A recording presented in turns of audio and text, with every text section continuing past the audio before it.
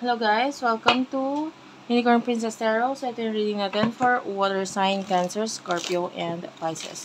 Take only what resonates. Hindi ito magre-resonate sa lahat, of course. Hindi ko naman talaga makukuha lahat ng energy ng water sign sa mundo. But anyway, kung makaka-relate ka, makaka-resonate ka, pwedeng hindi 100%, of course. If you want, pwede ka magpa-personal reading, Jing Tarot Reader, or feel free to check na lang yung aking YouTube, aking TikTok, Unipree, ayan, yung aking TikTok shop. Ayan, and then may bracelet akong available doon na pwede mong ma-avail kung gusto mong magpa-personal tarot reading, astrological reading, or palm reading mula sa akin. Mamimili ka kung alin doon sa tatlong gusto mo. But anyway, what do we have here for water sign? For water sign, please. Queen of Cups, Knight of Wands. For your person. Para sa person mo, meron tayong dito yung Justice card, Seven of Pentacles, and the King of Swords. Okay, yeah, you really do love this person. Nakikita natin, mahal mo siya, gusto mo siya. Gusto mo siya. Miss mo siya, or miss mo siya. With the Justice card, I feel like this person, some of you may marriage na involved. But anyway, with the Seven of Pentacles, ito ang nagiging dahilan kung bakit walang movement, bakit wala nangyayari, bakit may separation, bakit nakaka-stress tong connection na to, because might be of the status nitong person na ito. And although you really do love this person, pwedeng ito yung nagiging dahilan kung bakit parang dapat ka maging cold dito sa person na ito. And you do have the Queen of Swords. So, yeah, although you miss this person, pwedeng pinipigilan mo yung sarili mo or mas pinipili mong i-cut off siya because of this. But I can see you still waiting. You're still waiting kasi nararamdaman mo yung pagiging at home dito sa taong ito. Like, ito yung nakikita mo na parang gusto mong magkaroon ng home or feeling mo mas maganda kung siya yung ka-relationship mo or ka-connect mo dahil magagawa mo yung purpose mo sa buhay with this person, or you can share like literally everything dito sa taong to kasi nandun yung close talaga kayo eh. So, maybe you are friends. Yeah. And maaaring meron kang mga belief or mga pinaniniwalaan na noon masyadong limitado pero ngayon mas naging open yung especially dun sa mga subconscious or maybe may kinalamang spiritual. Kumbaga yung iba sa inyo maybe hindi ka naman talaga nanonood ng mga ganito dati. Hindi ka naman talaga naniniwala sa mga ganito ganyan, sa mga tarot, yung mga usaping spiritual. But then, nung nakilala mo tong taong to, ba't parang ganun? Ba't biglang parang na-interest ka na sa mga usaping mga mystical na bagay like death, ano tawag dito, yung rebirth, and also yung pagkabuhay ulit, or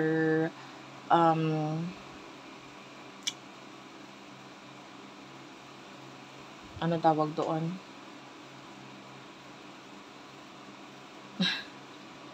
nakalimutan ko yung pinaka-word, ulyanin ako guys, but anyway, yeah, maybe before, in the past, hindi ko sinabing ito, but example lang, maybe because of your religion, sa tradisyon, maybe ang pinaniniwalaan mo is that after you die, punta ka sa heaven or what, and ngayon parang naiba yung yung paniniwala mo, pwedeng naniwala ka na sa another life after death. So, so medyo nagkaroon ng ganon shifting because of this person, 'di ba? So, anyway, ano bang emotion mo dito sa taong to? Ano bang emotion ninyo sa isa't isa?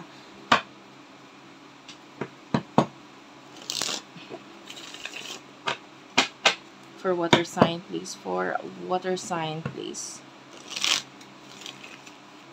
I'm seeing the word party. So, pwedeng nakilala mo siya because nagkakilala kayo sa isang party or what? Or maybe there's mutual friends. Or maybe your friends. Pwedeng ganun. Anyway, take only what resonates.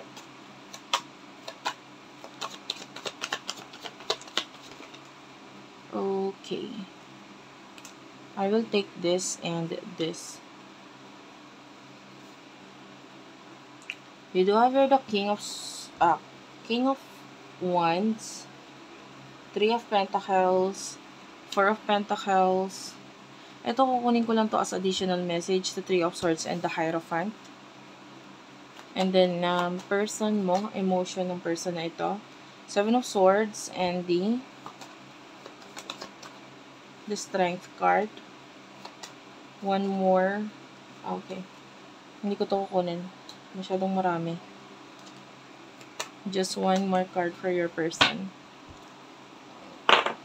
The Nine of Cups. Okay. With the King of Wands, Three of Pentacles, Four of Pentacles, I feel like napipilitan kang itago ang emotion mo dito sa taong to. And it is something very beautiful. No? Napakaganda. Like, there's something mysterious about this person na nagugustuhan mo sa kanya. Especially sa spiritual connection ninyo. You love this kind of energy. Like, maybe you do love watching drama or what. Tapos yung mga ganitong kwento, napapanood mo na lang to sa palabas or sa TV, sa drama, sa mga K-drama, mga ganyan. Tapos parang nangyayari sa realidad ngayon, sa buhay mo. But anyway, the King of Wands, nakakita ko ng pag-iling-iling na lang sa'yo minsan. Kasi bakit gano'n? Parang ang hirap na naging connection ninyo nitong taong ito. Sobrang sakit. With the Hierophant and the Three of Swords, I feel like some of you pwedeng nasasaktan ka because there's a lot of lesson na itinuturo ang buhay sa'yo ngayon with regards sa connection ninyo. Some of you pwedeng may third party situation na involved. But anyway, hindi naman lahat.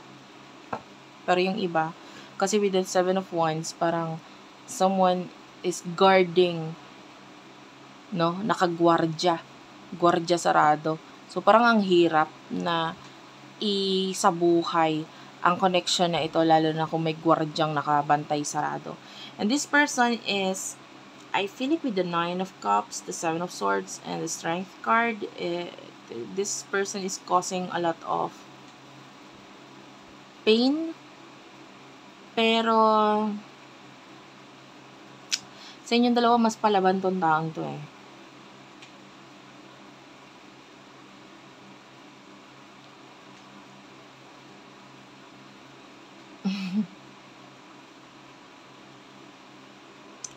Natatawa lang ako kasi umiiwas siya ngayon pero deep inside, alam niya lumalaban siya. Alam mo yun? Parang hindi ako papayag. Wait lang. Sige, iiwas ako ngayon kasi yun ang gusto mo. Pero time will come pag wala na limitasyon. I will be back. Oh, 'di ba? I shall return ang energy ng person mo. Babalik ako. Ngayon, ililet go kita kasi yan ang gusto mo, yan ang gusto nyo. Sige. Lalo na kung nasa side mo yung third person. Pero kung wala naman, maybe the energy is baka baliktaran. Na?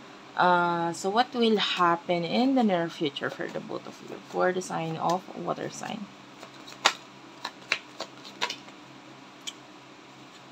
Marami to, pero I will take this. You do have here the Eight of Swords, the Ace of Wands, the Knight of Swords, and the Page of Swords.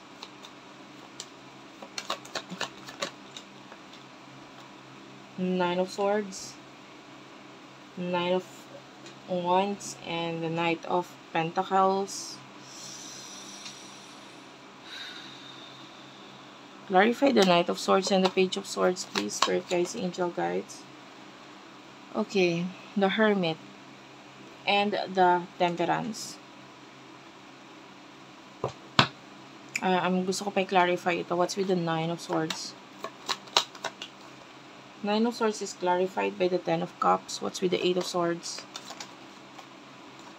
This is the King of Cups and the Six of Swords. And you do have here the Devil at the bottom of the deck. Like, this is the main problem, yung Devil.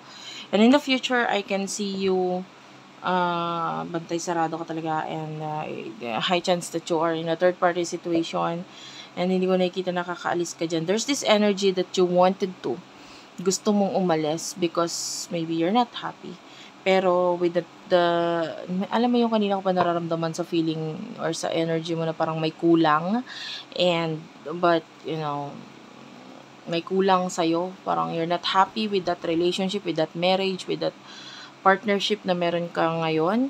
Pero parang you have no choice, nandito na ako, alangan naman.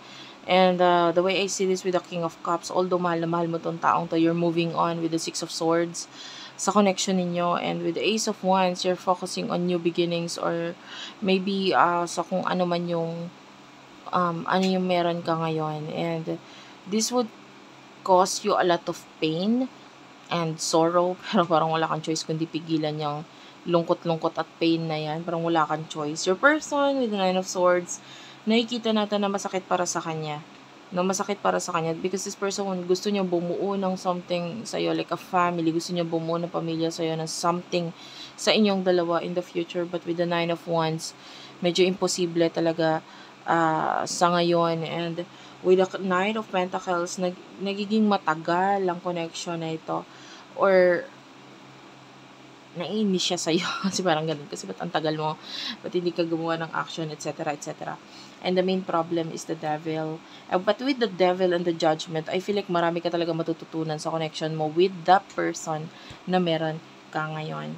And the Ace of Pentacles and the Five of Cups, there's a potential of a new beginning, pero pwedeng lumagpas ito sa'yo ngayon. Okay? Why? Kasi